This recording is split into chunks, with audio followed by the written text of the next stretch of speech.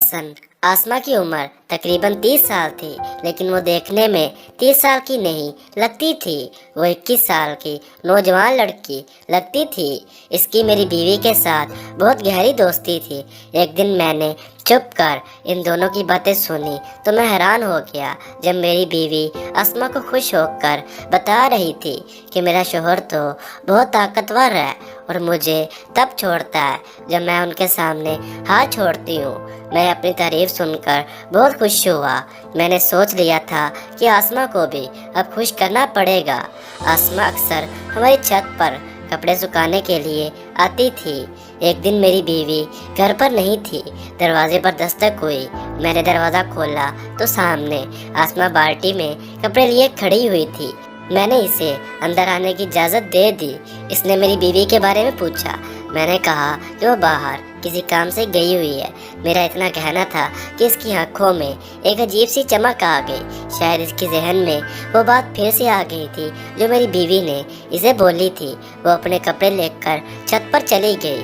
मैं भी दबे पाँव चलता हुआ इसके पीछे चला गया। वो मेरे सामने ही अपने प्राइवेट कपड़े निकाल कर सुखाने के लिए फैला रही थी। जब मेरी नज़र उससे मिली तो उसने मुस्कुराते हुए मैं अपने वालिदैन के साथ शहर में रहता था। मेरे वालिदैन ने मुझे शहर से गांव चचा के पास भेज दिया। मैं अभी जवानी की दहलीज पर कदम रख रहा था और मैं गांव की लड़की में शहर बाबू के नाम से मशहूर था। गांव की लड़कियां बहुत सादा थी। जब मैं बाहर निकलता तो रुक रुक कर मुझे देखती। यूँ गांव की एक लड़की के साथ मेरी दोस्ती हो गई और हमने भागकर शादी कर ली। मेरी बीवी कोई काम नहीं करती थी। दिन भर लोगों के घरों में बैठकर अपना वक्त पास किया करती थी या कभी कभार सिलाई कढ़ाई वगैरह भी कर लेती। पहले पहले तो हमारा गुजारा बहुत अच्छा चलता था, लेकिन जब मैंने शादी कर ली और मुस्तकिल तौर पर गांव में रहाइश रखी तो अब मुश्किल ही गुजारा होता। मैं एक छोटे से मकान में रह रहा हूँ जिसे किराया पर हासिल किया था, लेकिन मैं किराया नहीं देता क्योंकि यह मकान मेरे दोस्त का था और वह गांव से शहर चला गया था। इसलिए जाते हुए मकान मेरे हवाले कर गया और कहने लगा, जब तक तुम चाहो रह लो। मैं माश की तलाश में दिन भर इधर उधर भटकता रहता। कभी कोई काम मिल गया तो कर लिया, वरना ताश के पत्ते और इनसे जुड़े हुए लोग मेरा वक्त गुजारने का सामान थे। जिस जगह मेरा मकान था उसका मोहल्ले वकूफ को बयान कर देता था। मेरे घर के सामने सड़क के इस पार एक वीरान और खुली जगह है जहाँ गांव के लोग कूड़ा करकट फेंकते हैं। इस वीराने के साथ 2 मकान और हैं और इनमें रात के वक्त कोई अपने वेशी रखता है, जबकि दिन भर खाली पड़े रहते हैं। मेरे मकान के साथ ही एक छोटा सा मकान है। यूँ मेरे मकान वाली गली में कुल 4 घर होंगे। हमारे मोहल्ले में सभी एक दूसरे के घर आते जाते हैं। मेरा मकान काफ़ी ऊंचा है, जबकि बाकी मकान 3 से 4 फुट नीचे हैं। मेरी बीवी ने यहाँ आते ही अस्मा को अपनी सहेली बना लिया।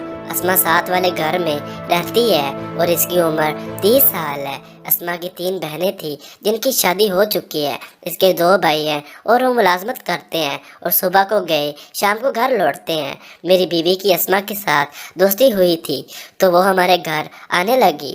कभी कभी वो अपने कपड़े सुखाने के लिए साथ ले आती और मेरे मकान की छत पर डाल देती। इसके घर का दरवाज़ा मेरे घर के बिल्कुल साथ था, इसलिए एक घर से निकलकर दूसरे घर में जाना बहुत ही आसान था। वो मेरे घर आती थी। एक दिन मेरी बीवी ने इसे अपनी शादी के मुतल्लक सब कुछ बता दिया कि कैसे उन्हें प्यार हुआ और कैसे हमने भागकर शादी की थी और शहर में कैसी ज़िंदगी गुजार कर वापस इस गांव में लौट आए।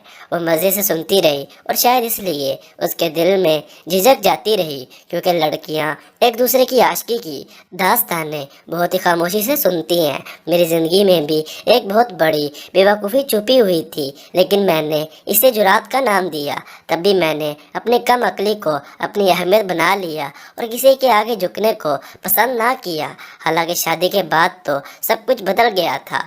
میرے عزیز دوست اور رشتہ دار والدین میرے وہ مخالف تھے۔ پرانے وقتوں کی بات ہے، تب عزت اور ذلت کا بہت ہی کردار ہوا کرتا تھا، مگر اب تو معمول بنتا جا رہا تھا۔ تب ایسی حرکتوں سے بزرگوں کی ناک کٹ جاتی تھی۔ خیر تب کی بات پھر سے ہی۔ ایک دن میں گھر میں بیٹھا ہوا تھا، میرا بیٹا پاس ہی کھیل رہا تھا کہ اسما آ گئی۔ اس نے سر پر کپڑوں کی ایک ٹوکری اٹھائی ہوئی تھی، کہنے لگی کپڑے چھت پر ڈالنے ہیں۔ میں نے اسے ایک نظر غور سے دیکھا، اس کے نرم ہاتھوں نے ٹوکری کو تھاما ہوا تھا۔ اس کے جسم کسی خوبرو حسینہ جیسا تھا، سفید رنگت اور خوبصورت نینو سے مزین چہرہ اپنی معصومیت اور سادگی کی عکاسی کر رہا تھا۔ اس کی کمر بہت پتلی تھی، لیکن کمر کے نیچے کا حصہ گوشت سے بھرا ہوا تھا۔ اسما کو میں نے جب بھی دیکھا مجھے وہ گاؤں کی لڑکی نہیں لگتی تھی۔ وہ ہر وقت بن ٹھن کر رہتی اور ہمیشہ خوبصورت لباس پہنتی۔ اس کے خوبصورت جسم پر ٹائٹ لباس بہت زیادہ جچتا تھا۔ یہ تاثرات میں نے بہت بار نوٹ کیے تھے۔ وہ کپڑوں کی ٹوکری اٹھائے چھت پر چلی گئی۔ میں اپنے بچے کے ساتھ کھیل میں مصروف تھا۔ کچھ دیر کے بعد خالی ٹوکری لے کر واپس لوٹی تو اس نے ٹھہر کر مجھ سے سوال کیا، باجی کدھر گئی ہیں؟ میں نے کہا بچوں کے لیے کپڑے خریدنے بازار گئی ہیں، شاید وہ خالہ کے گھر رک جائے کیونکہ دیر بھی ہو سکتی ہے۔ اگر کوئی کام تھا تو مجھے بتا دو، میں نے ڈرتے ہوئے اسما کو کہا۔ اس نے جواب دیا کہ کوئی بھی کام نہیں ہے، ویسے پوچھ رہی تھی۔ اتنا کہہ کر وہ چلی گئی۔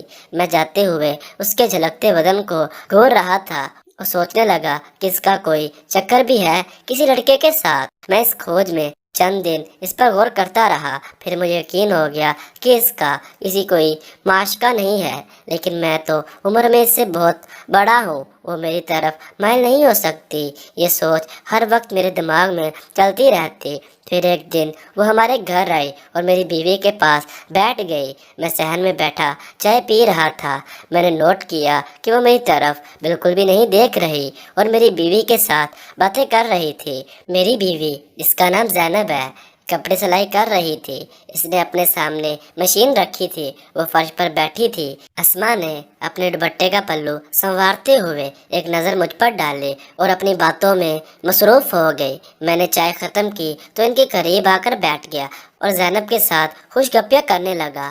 ایک دو بار ناکام کوشش کی لیکن اسما نے میرے ساتھ نہ دیا۔ میں نے کمرے کا رخ کیا اور ٹی وی چلا کر بیٹھ گیا، شاید وہ کوئی فلم تھی۔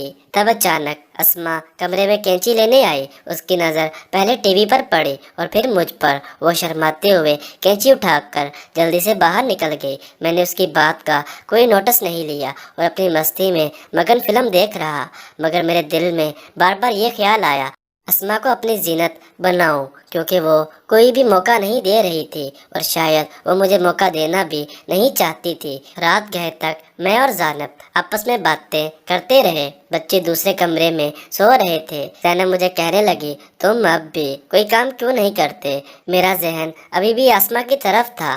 زینب کی اس بات پر مختصر سا جواب دیا کہ کروں گا، ایسے گلے شکوے تو روز ہوتے ہیں۔ سچ تو یہ تھا کہ انہی باتوں کی وجہ سے وہ کبھی کبھار مجھ پر ہاتھ بھی اٹھا دیتی اور بہت بار میں نے اسے مار بھی کھائی تھی۔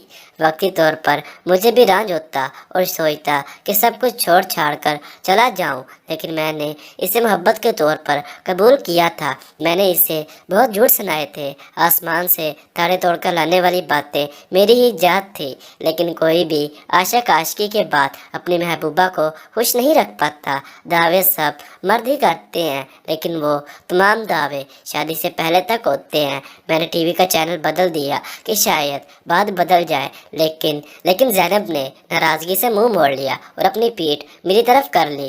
اس نے کچھ کہے بغیر کمرے کا دروازہ زور سے بند کیا اور بچوں کے پاس چلی گئی۔ میں بے قراری کی حالت میں بیٹھا رہا، پھر مجھے اسما یاد آ گئی اور میں سو گیا۔ زینب نے اگلی صبح ناشتہ تیار کیا اور مجھے کہنے لگی کہ آج بچوں کو سکول سے لے آنا، میں اپنی باجی کے گھر جا رہی ہوں۔ اس کی باجی شہر میں رہتی تھی۔ شہر میرے گاؤں سے چند ہی کلومیٹر کے فاصلے پر ہے۔ میں نے اس کی بات انسنی کر دی اور اپنے کمرے میں چلا گیا۔